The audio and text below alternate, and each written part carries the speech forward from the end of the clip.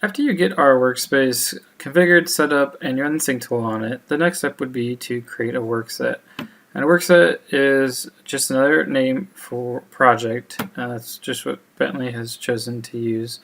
So you're going to see the word worksets throughout the Bentley products.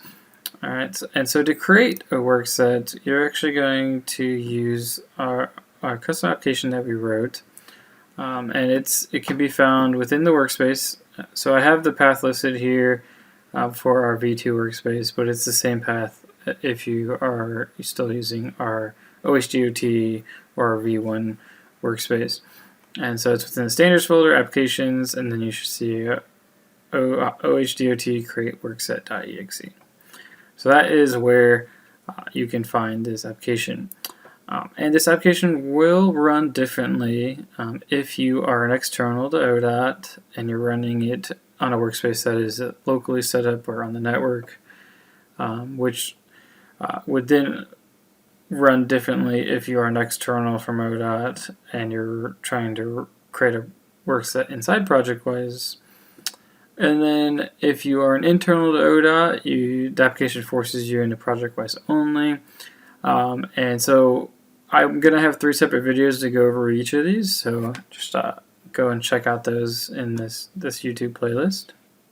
But before I get to that, I do want to just kind of explain why we have our own application. So we did attempt to use the out-of-box functionality that Bentley provided, but it couldn't do everything that we needed to do.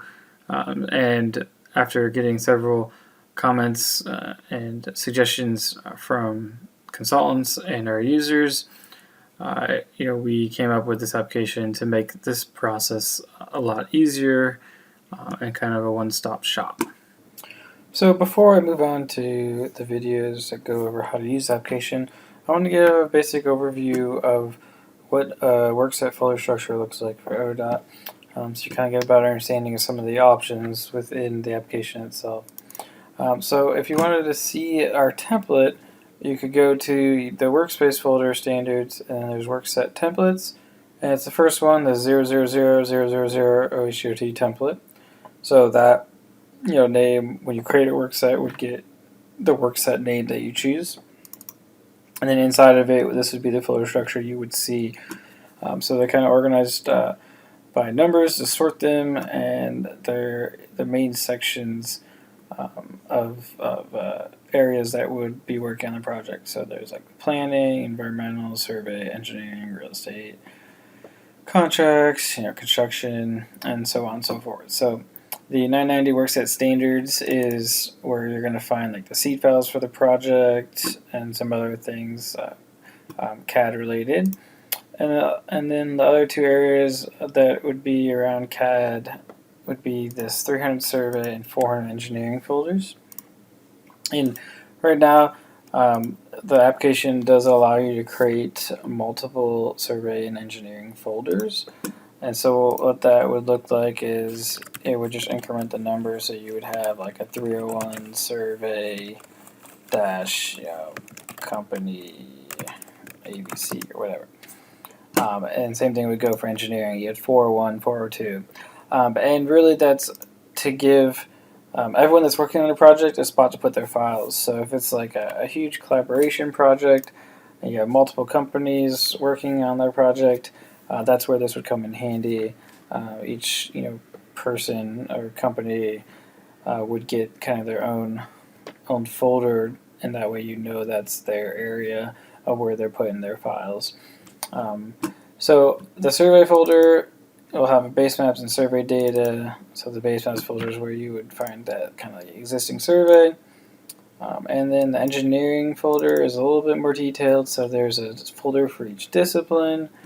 And then inside each discipline, you would see 3 folders: a base maps, engineering data, and a sheets folder. So you kind of can organize your files that way within discipline. Now the only exception to that would be the structures folder. So the structures folder would be the only thing that's more point location based. So when you go inside this, you won't see any folders. What you would see then would be like a bridge folder. So it would have the bridge number as the folder name, or would say like SFN for the bridge number. And then inside that folder, you would see those 3 folders. So the base maps, the engineering data, and the sheets folder. So structures would be the only thing that's more point. So you could have multiple structures, wall folders, culvert folders. It's the only difference when looking at these different discipline folders. Everything else will be just more discipline based. So you just all your base maps for roadway would go inside the roadway folder, and so on and so forth. So let me delete that because this is the template. You don't want to start adding stuff to the template.